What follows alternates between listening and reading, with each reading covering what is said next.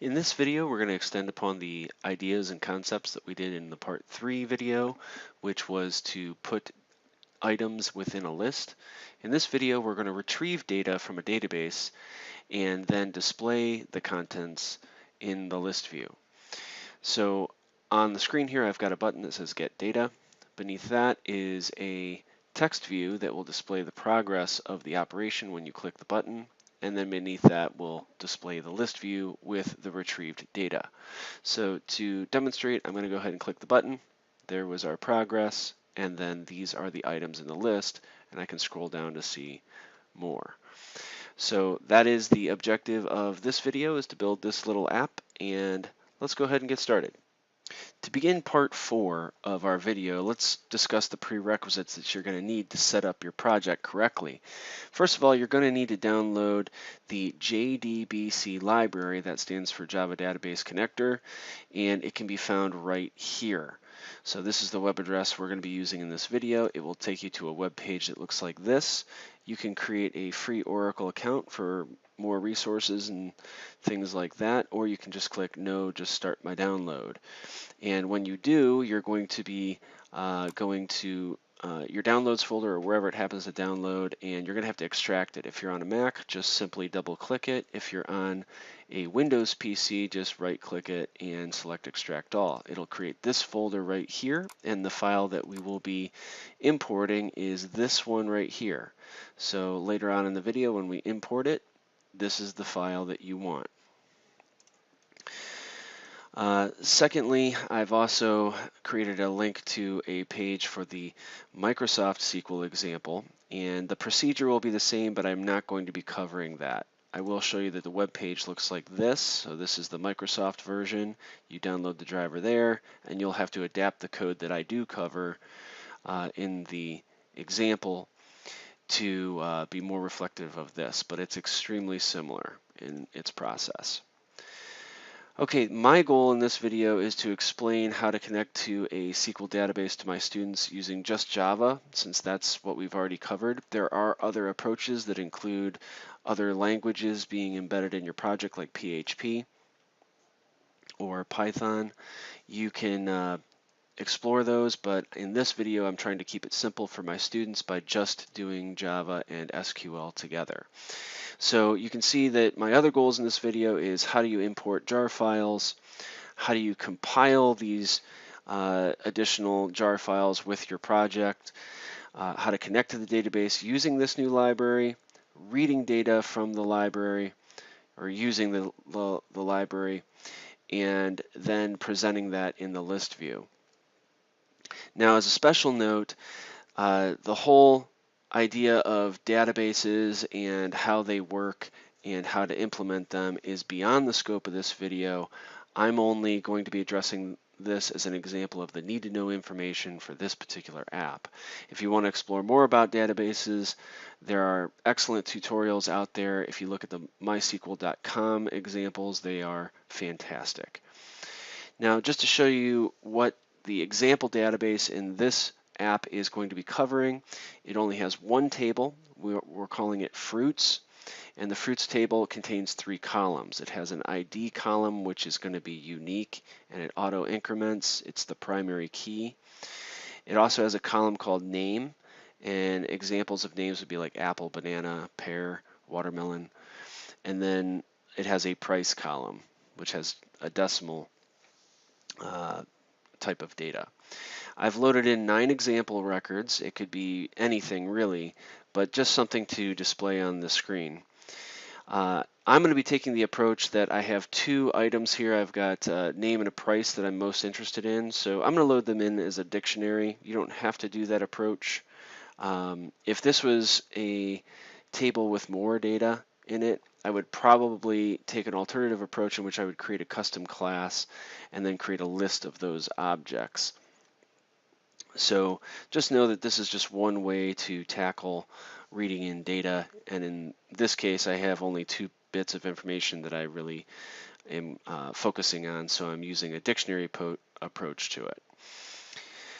Okay, so just to show you the database that we're reading from, This is called MySQL Workbench. You can download that from the MySQL website as well. There's the download button right there.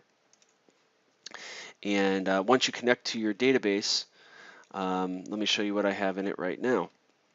So this is the name of my database. This is the table that I have in it, and these are the three columns right here, ID, name, and price.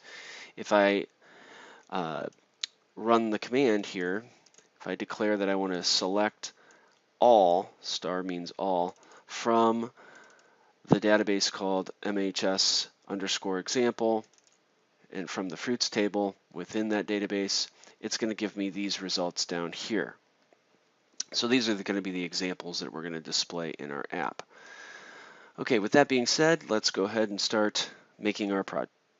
So let's create a new Android Studio project by clicking this, and then we're going to name this something new. I'm going to call this the MySQL example project, and go ahead and click next.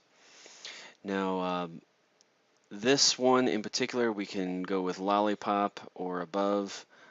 So go ahead and pick API 21 or higher, and then you're going to click next, and then click empty project. Ours is only going to have one screen just to keep it simple, so we'll call this main activity, and then you let your project build.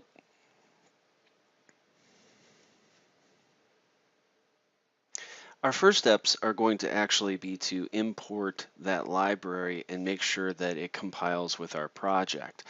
So what we're going to do here is we're going to right click on app and select new module. And then down here you should get the little template for importing a jar file. So we're going to do that, and then you're going to navigate to your downloads. So I'm going to go ahead and shrink this down a little bit. I'm going to open up downloads, and then here's my extracted folder, and then I'm going to expand out the MySQL connector-java folder, and then right here is the file that ends in .jar. So you're going to select OK and then finish. Now what this is going to be making for us is it made another module here in our Gradle scripts. And the next step is to say that our main module that is going to get compiled, it needs to tell the app that after it's done doing everything in here, it needs to also compile this new module as well. So down at the bottom, we're going to type compile project, and then a set of single quotes, and in between the single quotes we're going to put a colon, and then you're going to type the name of this connector. Now a little cheat here would be to just simply open up that module, and you're just going to copy this name right here, up to.jar. So I'm going to copy all of this, and then I'm going to go back over to this screen where I started typing and just paste that in. So we're going to compile this module after this module has completed. Now the next thing that we need to do is save that, and we can close these now. And we're going to go up to our app, expand that, expand manifest, and the Android manifest here is going to require that we give it permissions to connect to the internet so it can reach our database. So I'm going to put a little space up top here below the introduction of the manifest, and I'm going to type uses permission, and I'm going to auto-complete that. And you can see here it's popping up, say, android.permission.internet, and that's exactly what we want. And then we're going to end that little bracket. So this is the line that we're going to add to that, and we can save it now and close that as well. Now to make sure all of that worked, I'm going to build the project. So I'm going to click rebuild and make sure there's no errors. And down here, it'll show you that it's generating. And if that completes successfully, now we can begin building our project. So here it says Gradle completed, and all went well. My next step is to create a Java class. So I'm going to select the Java folder and expand that out, and I'm going to put it in this package right here, which is our main package. So you can right click, select new, and select Java class. Now the purpose of this class is to hold all of the strings that our connections are going to require. So like the database URL, the database name, the username and the password of the database. So I'm going to call it DB strings, like that, and then click OK. So each one of these is going to be static so that we can access it with other files. Now, the reason why I'm doing it this way is because that way I don't have to retype these strings if I were to do other things like update the database, insert to the database, delete from the database. All these strings are going to be located in one class, and I only have to modify them in one place. So they're going to be constants, so we're going to declare them final, and they're all strings, so they're containing text. And the first one I'm going to name database URL in all uppercase because it's a constant. And then you're going to put in some web address that gets to your database. If you're testing it locally, like with an Apache server or whatnot, it'd be like 192.168.0.6 or something. Or if you're hosting on the web, it could be like 10.20.30.50. And then all, well, I should say most, unless they're customized MS or MySQL servers, are at port 3306. And that's going to hold where to find your database. So change these numbers right here to whatever your web address is, and then it's usually port 3306, but you should check with your database provider. Static final string. The next one's going to be the name of the database. So database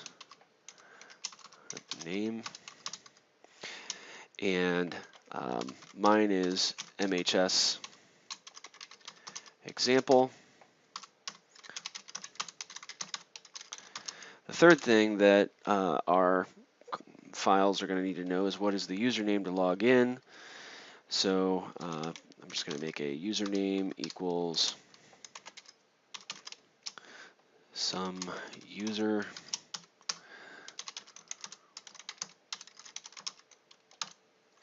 And then lastly, you're going to need the password.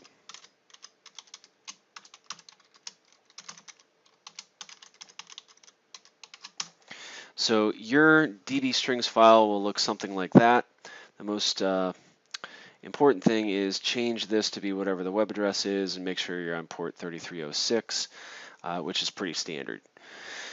Okay, you can save that and close the DB strings, and we'll be using that shortly.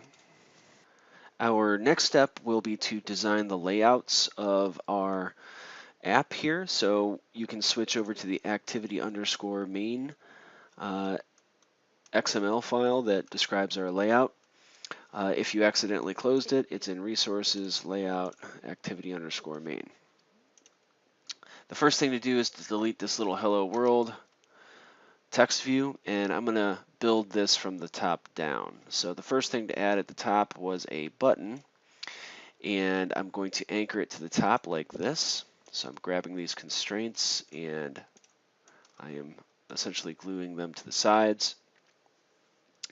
We're going to change the ID of this button to be the get data button, and the text of it should say get data. So let me find the text property, and I'm going to put get data.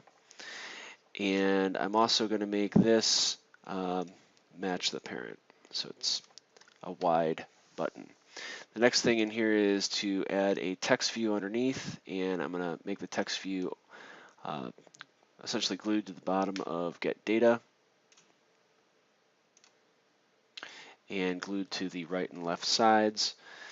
The ID of the text view is going to be the progress text view, so that when we click the button, it can see the progress of the database or any failures that it would have. Temporarily, we're going to put in progress in the text of it just so we can see that, and as the program runs it's going to overwrite that text. Underneath that we're going to add a container for a list view. Alright, so this is where you find it in the palette, and we're going to drop it in right here, and we're going to anchor that to be beneath the text, and then we can put it anchored to the right and left side and all the way to the bottom. Alright, so with this selected, we're going to give a name to it. I'm going to call it My List View, just like in the previous video. And you'll start to see it populate with some example data. Now we want the items to have a custom look, just like we did in the previous video, so we're going to make another layout for that. So I'm going to select the layout folder in my project tree and select New Layout Resource File, and the name of this file will be Item Layout, and its root element will be a we're going to make it a text view. And no, I'm sorry, we're going to make it a relative layout, and then we're going to click OK. All right, so again, that one has a relative layout over here in case I move too fast.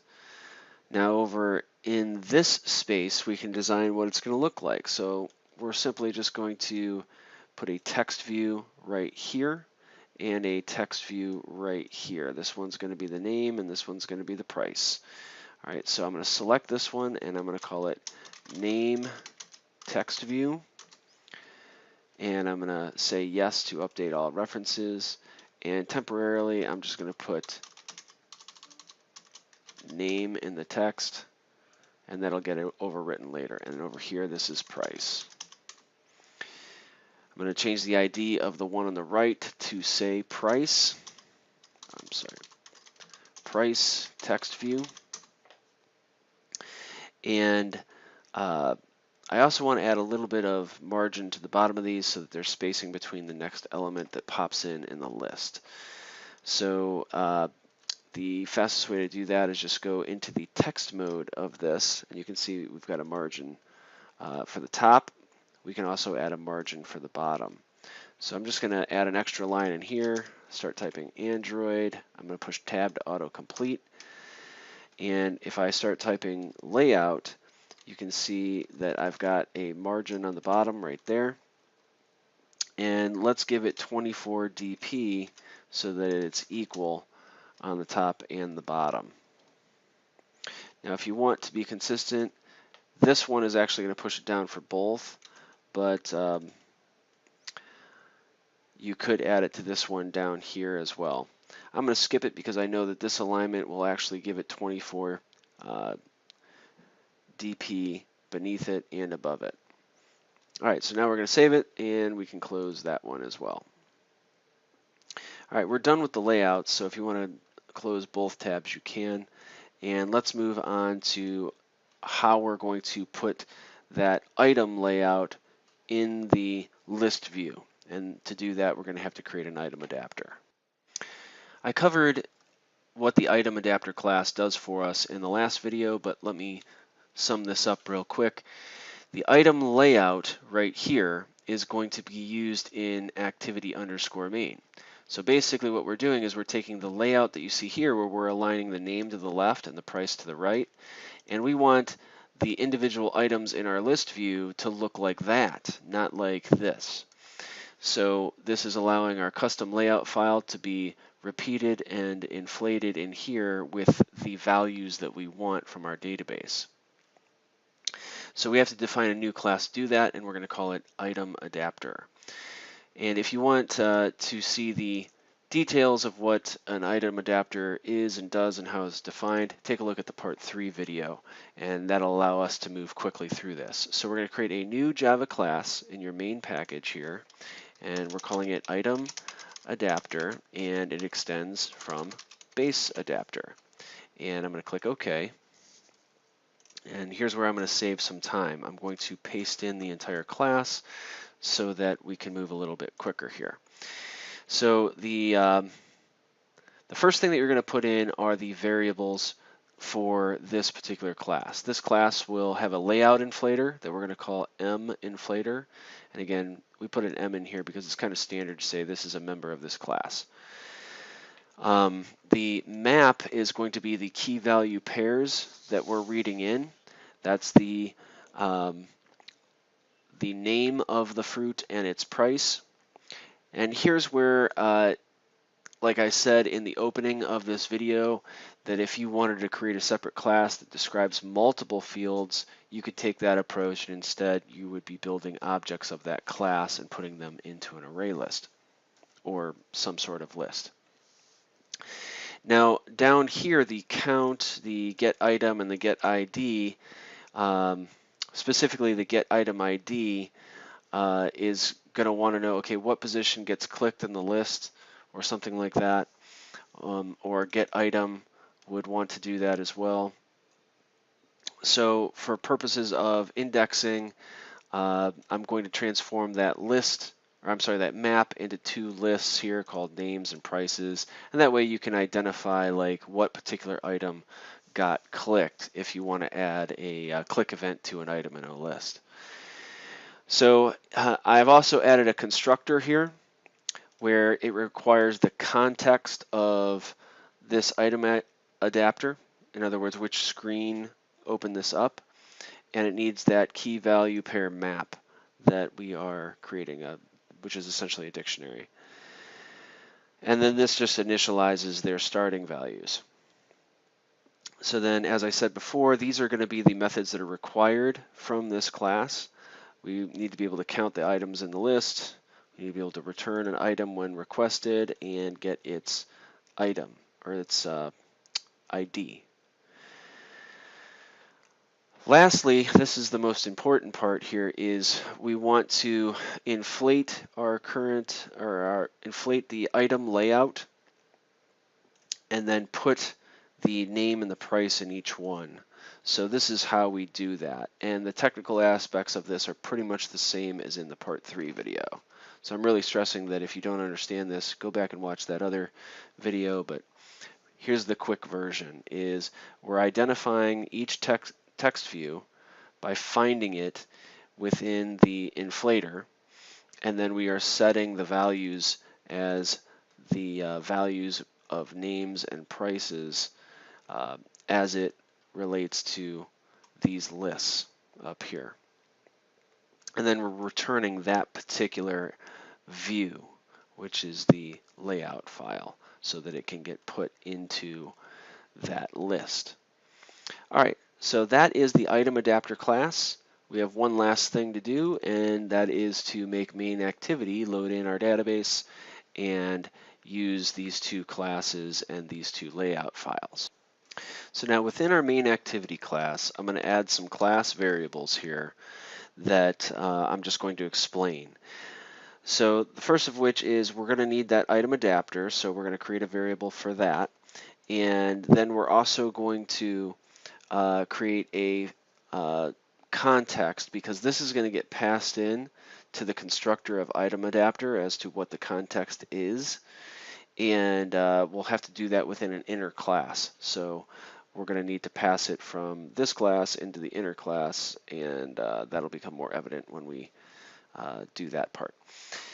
Next, we have to identify the list view where all of those individual copies of item layout go into, and we also want to display the progress of what's going on behind the scenes for the user's benefit. And lastly, we're going to be loading in those key value pairs, the name of the fruit and the price of the fruit, into a linked hash map. The reason why I'm doing that is because that's always stored in the same order. So this allows us to have more consistent indexing than, say, just a plain old hash map or dictionary. Okay, now that we've done that, a few of those need to be initialized with starting values. So we're going to put that in the onCreate method. So when this main activity is loaded, we're going to give those some starting values. And so list view is going to point to the list, the progress text view is going to point to the progress text view, and this context is going to be this. Okay, so next up, the thing that we're going to do is the progress text view still says the word progress in it, so we're going to blank it out. So our layout file shows it. I'm sorry, it's this one. It shows the word progress just so we can see it in the layout file. So this line of code is going to blank it out. All right, the next thing is we're going to create a reference to the button that can get clicked. So I'm going to go ahead and just paste that in here. It's similar to what we've done up above. So that finds it for us. And then we're going to create a button listener. So when the button is clicked, we want to do this. So our nickname for button is BTN, and we're setting it so that the program is going to listen for when it gets clicked, and when it does, we're going to run a method called getData, which we're going to create in a minute, so that's why this is red. And it's going to retrieve, I'm sorry, we're not creating a method, we're creating a class called getData that's a private inner class to main activity, and then we're going to execute that. Okay, so now that it's all set up, let's create this special private inner class that is going to do all of the retrieving of the data from the database. So before we write the inner class in here, I found it just through experience to tell students to mark the end of the outer class so they don't accidentally remove that curly brace or type over it or forget about it. So I'm just going to mark a comment in here that says end of main activity. And that's just something experience has taught me to note to students. So now we can start this inner class. So I'm going to add a little bit of extra space in here, and we're going to call it private class get data. Now this is going to extend async task, which takes 3 strings.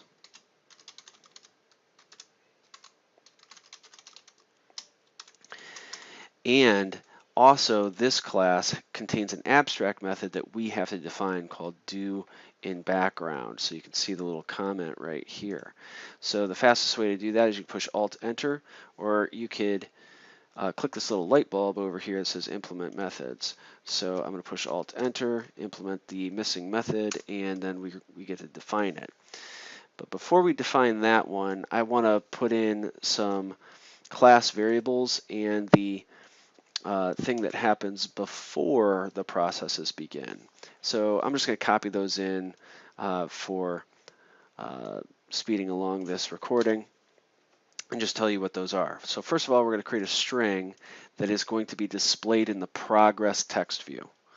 Next up, we have to tell our program here how to connect to the database. So that functionality was included in the library that we imported, the jar file that we started off our program with. So that one is located within the package com.mysql.jdbc, and we're using the driver class out of that. So now that we've told the program how to connect, we are going to then need to tell it, okay, where can it find the database? So in terms of using the driver, we're going to use JDBC. It's MySQL driver here. And then this was defined in our DB strings class where that URL will be, and then the database name. So we're going to concatenate these 3. That means join together these strings, these words, to form one place where the driver can go and find our database.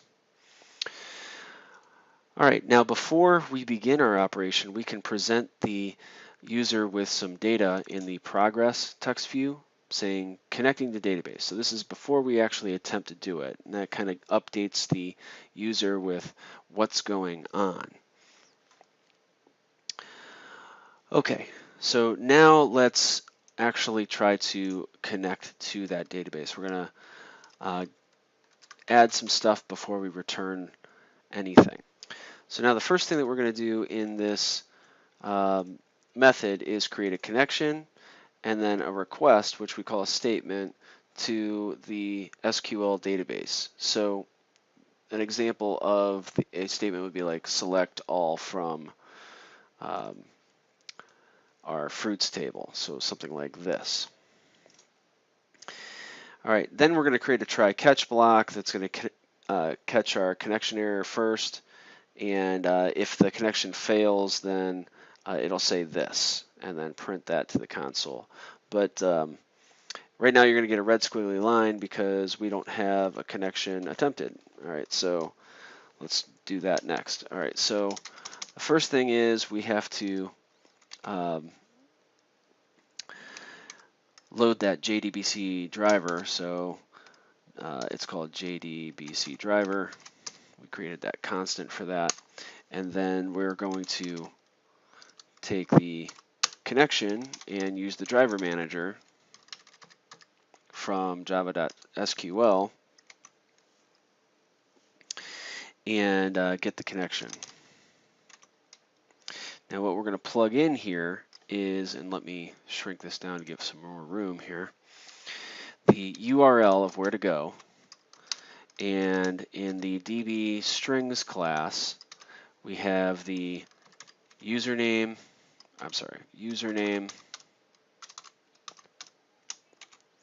and we have the password.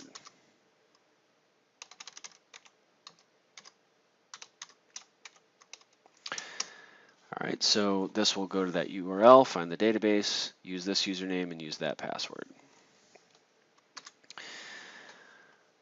Okay, next up, we've got the statement that we want to do. So statement is going to be created like that.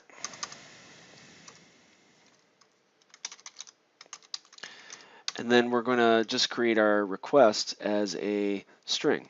So I'm going to call that SQL, and it's going to be select all from fruits.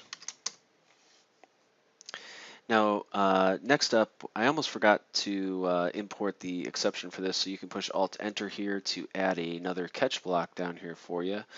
Or if you click into it, you're going to get like a little light bulb over here. You can do the same thing. You can add a catch right there. So what this is trying to catch is if it can't find that class for the driver that we noted above. So that was this class right there. So if it can't find that, it'll throw this exception. So let's give a message to the user when that takes place. And I'll just make this one a little bit different.